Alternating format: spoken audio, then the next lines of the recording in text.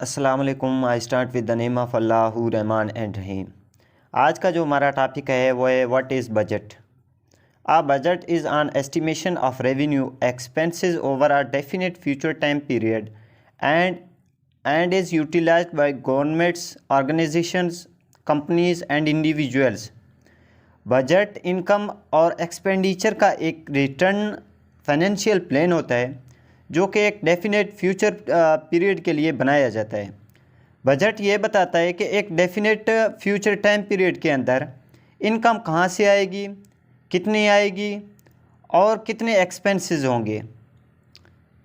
Budget को कोई भी ऑर्गेनाइजेशन यूज़ कर सकती है, कोई भी कंपनी यूज़ कर सकती है या इसे गवर्नमेंट भी यूज़ कर सकती है और कोई इंडिविजुअल अपने लिए बजट बना सकता है।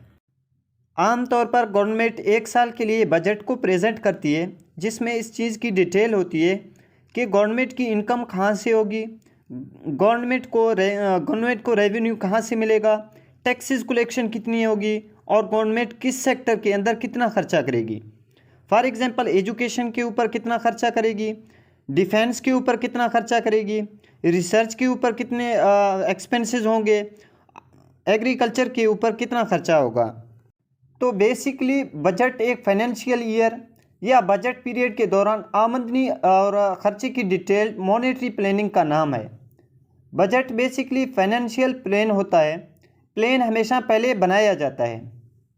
A budget is a written financial plan for a specified time period usually a year which is made to achieve financial objectives.